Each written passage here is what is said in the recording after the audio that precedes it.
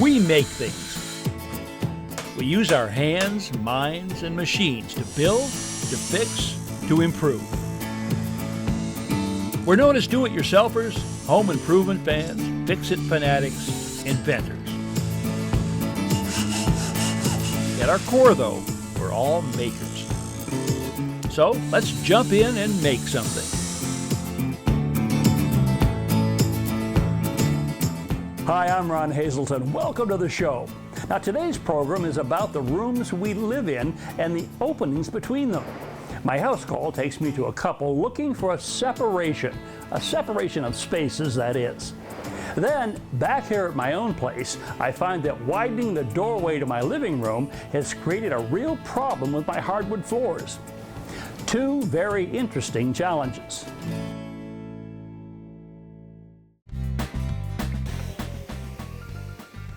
Now, it seems to me that many home improvement projects start with a vision. That would appear to be true for Ben and Catherine Moorhead. Now, they've taken care of their share of projects since they bought their house a while back and have their sights set on the next challenge. Catherine, in particular, has a very clear idea of what she wants.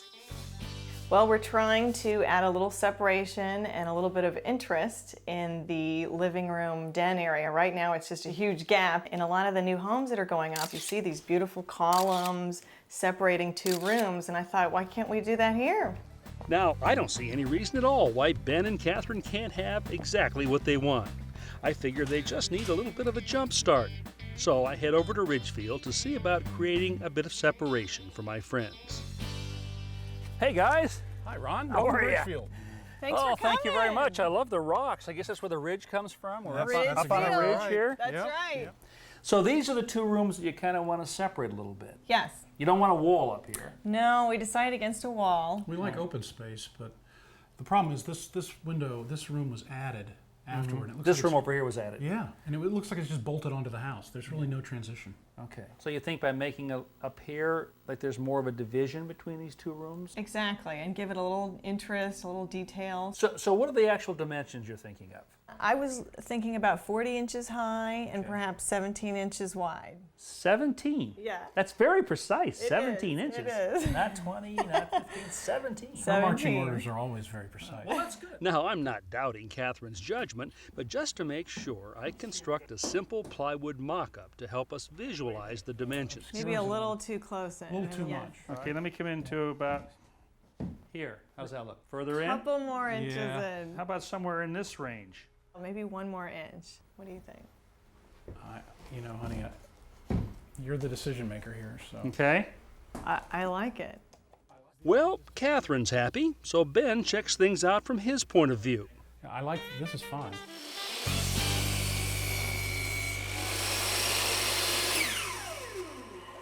See? Is that it? Look at that.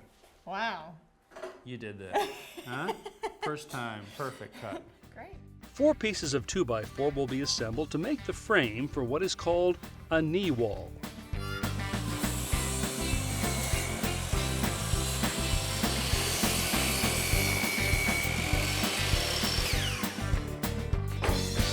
Now these are the 2x4s you cut outside, and we're going to use these to make up a wall frame. So if you just kind of hang on to that for me, I'm going to attach these together with some 3-inch screws.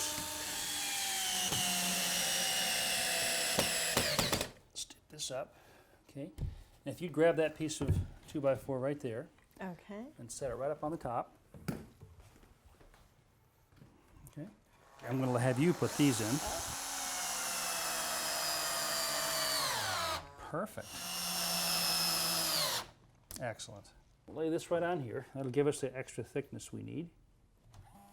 The wall that we're connecting to is a little thicker than typical, so we're adding strips of 1x2 to our frame to give us the added depth we'll need. Excellent. Okay, so there's our wall frame. Well, it's going to sit right in here, like that, okay? We attach the wall frame first to the existing wall and then to the floor. When it's secure, we head out to the garage and start cutting the drywall that will cover it. First, we score the paper on the face of the wallboard, then stand the panel on edge, break it along the score line, and finally cut the paper on the back. Excellent. Now we're just going to snap it back the other way like this. Okay, there's your cut. Oh. So this is 1/2-inch wall board here. If you want to grab your screw gun right there, just go ahead and start putting this in. All right, start here. Mm-hmm.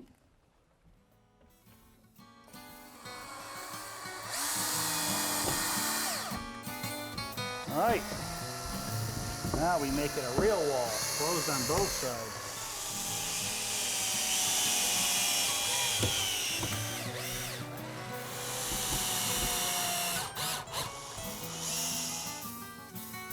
Okay, Catherine.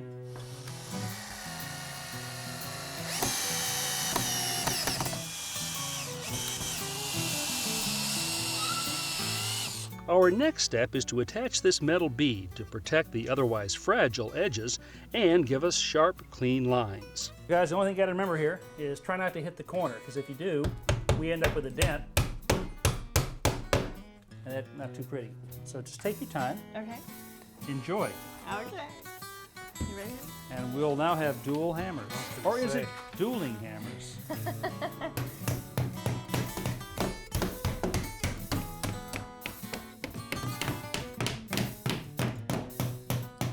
Time for a little taping. Okay. Done this before? Yes. You have? I have. So you're a taping I'm veteran. the taper of the family. Oh. Well, let's just dive right in then. All right. Very nice, Catherine. Catherine is putting down what I call a bedding coat of joint compound. We'll cover the joint with paper tape, which I first dip in water, then pull between my fingers to remove the excess moisture. From my experience, I've found damp tape like this adheres better. If you want to place that so the center of the tape is right on the seam. Again, keep the knife flat and you're pressing it in. Okay, Ben, you're up. Ben uses joint compound to conceal the flanges on the metal corner bead and blend it into the wall. The compound we're using today will set in about 45 minutes. Then we'll apply a second coat, and when it's dry, sand it smooth. Well, we've got both of our knee walls in, just finishing up the sanding on this one over here. How's it going? Great. It's going well. It's looking good. Oh, that's nice. Really nice. Okay. Well, you've been busy doing that. I've been out cutting this ledge or shelf, whatever you want to call it, that's going to go on top here.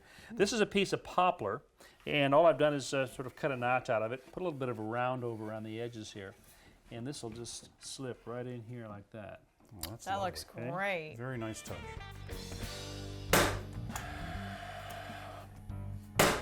That's not going to go anywhere, No. huh? Now we're going to start trimming out the insides of your openings here with, I guess you'd call it jam material, all right? So let's start with the top piece right up here. Okay. This kind of woodwork, or millwork as it's often called, adds interest and detail to just about any room. It can turn a wall from ordinary into elegant.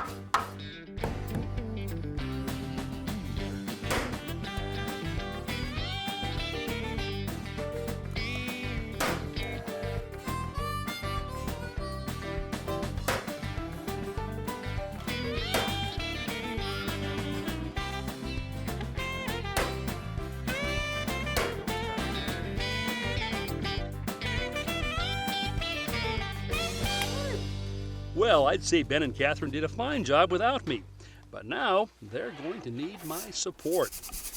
Hey, hey, hey, look what I've got. Your new column. Oh, wow. Look at that. Uh-oh, I think I made a little mistake.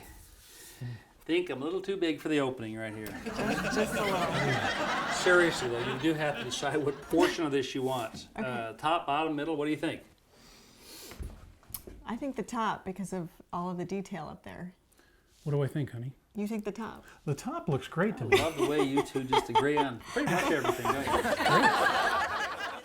So the column comes with a capital and a base. I'm going to stack the capital and the base on top of each other. Ben, I'm going to give you a tape measure. Now, if you'd measure from the top right here Yep. to the jamb, I'll know how long to cut this column. It's 34 7/16. You got it. Okay, let's cut. Now, getting a straight cut on a tapered column like this can be a bit tricky.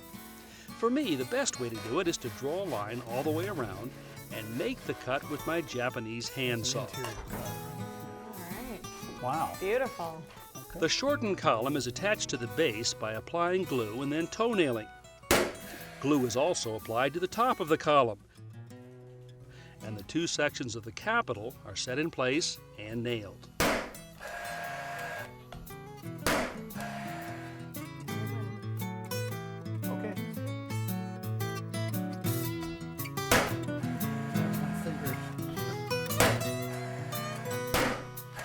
Perfect, man.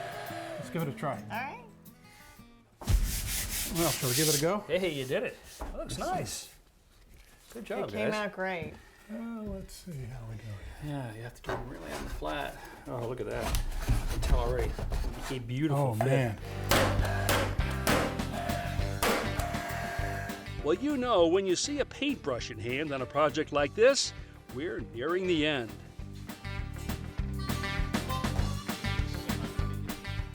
Well, I'm going to go, you guys. You can finish this up. I think you've got it well in hand. Well, you got us there, Ron. Appreciate it. Oh, you're very welcome. Thank Don't stay up you. too late now. We won't. Okay? We won't do it. And enjoy the room. Bye-bye. Thank you. Well, sweetie, between your design and his skillful implementation, we've really added a lot of value here, don't you think? Absolutely. Are you happy? I love it. Well, now that's quite sweet. Who would have thought that separating a couple of rooms could bring a couple even closer together? You know, I'm not one to shatter misconceptions, but bigger is not necessarily always better. A little while ago, I widened this doorway from here out to here and then put in these French doors. I'm really happy with the way this turned out. But when I took this portion of the wall out, well, of course there was no flooring here, so I had to put new strips in. Now I'm faced with two problems. These strips are slightly higher than the surrounding floor, and they're a different color. Well, actually, they're completely unfinished. So what I need to do is to level this down and try to match the color and finish. You know what this is? Well, if you said a paint scraper, you'd be absolutely right. I mean, are you wondering why I'd want to use a paint scraper on this job? Well, properly prepared, this tool can do a great job of removing thin layers of wood. And properly prepared means getting it really sharp.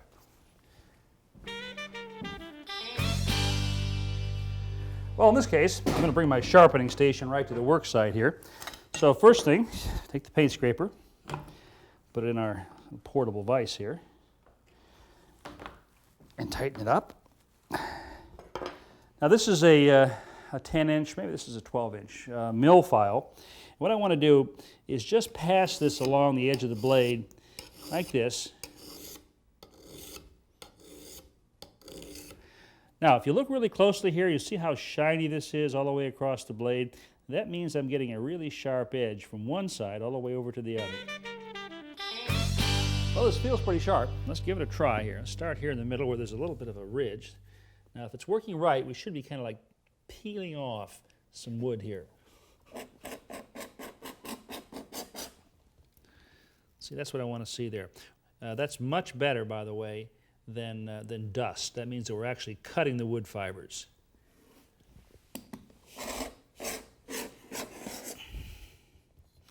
Now, this is working pretty well, you can see. Kind of almost functioning like a plane. However, I'm going to switch to a different tool right up in here. Now this scraper is much narrower and it has a carbide tip right here, which means it never has to be sharpened. And it's great for getting up into tight spots like this.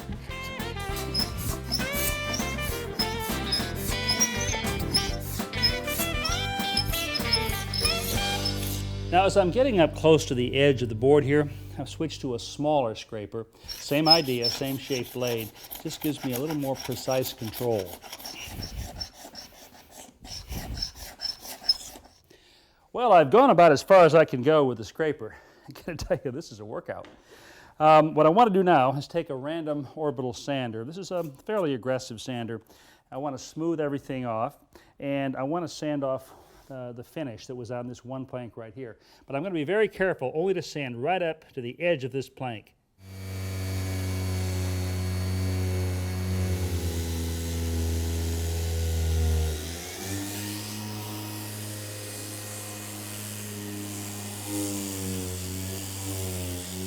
Well, this is coming along just fine. Next step for me is to take some wood filler and fill up some nail holes right here. And then I've got to just a couple of places where there's a small gap. Now, my technique for putting in wood filler is to put in enough to fill up the crack or the hole, maybe slightly overfill it, but not much more, because excess just means that's stuff you got to sand off. I use a vibrating palm sander with 100 grit paper for the final smoothing. Now it's time to remove any dust on the surface, first with a vacuum and then with a sticky tack cloth made just for this purpose.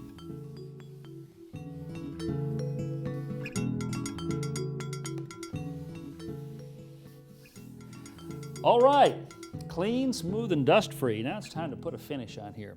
The question is, what color finish? Now, I think these floors have just a clear coating on them, but I'm not 100% sure. So what I want to do is a little test here to kind of give me an idea what this would look like with a clear finish on it before I commit to that. And one way to do that is to put either water or alcohol on the wood and wet it temporarily. I'm going to use the alcohol because it'll evaporate very quickly. Now see, if I just put a clear finish on, that's what it's going to probably look like. As you can see, with just a clear finish, the new wood would be a little lighter or less yellow than the adjacent planks. So I'm going to adjust the color by brushing on some shellac that has been thinned with denatured alcohol. At first, the new wood appears too orange, so I wipe off a bit of the shellac while it's still wet. Well, down to the final step right here. I'm going to put a clear polyurethane coating on this, and it might impart just a touch of color, but I don't expect very much. I've poured some of it into this container. This is a semi-gloss finish, which is, I think, what's on here, not high gloss. Well, let's go ahead and brush this on. Oh, yeah. Well, there we go. And you know what? No one is ever going to know that those boards were new arrivals. Heating oil and natural gas prices are skyrocketing, and that means that homeowners are going to be facing higher winter heating bills than ever. But some are going to begin to investigate alternative heating sources, and one is the pellet stove. I've got one right here from Harmon. Now, instead of burning split wood, these stoves burn wood pellets. This is actually compressed wood made mostly of waste, sawdust, and chips. You fill this hopper up, and that provides enough fuel for this stove to operate for about 24 hours. It's completely automatic. The only part that's not automatic is having to carry in the bags of fuel. Many dealers, though, will deliver them. To start the stove, you simply set the thermostat to the desired temperature and switch the power on. The stove self-ignites, and the fuel pellets are automatically fed into the fire chamber. Within minutes, the stove is up and running. You can figure that a stove like this will cost about $600 to operate for the heating season. And it produces 50,000 BTUs. That's enough heat to heat a house of 2,200 square feet. So if you're looking for ways to knock your fuel bill down, you might want to check out the pellet stove. To view today's projects again, visit ronhazelton.com, where you'll find hundreds of how-to videos available 24/7.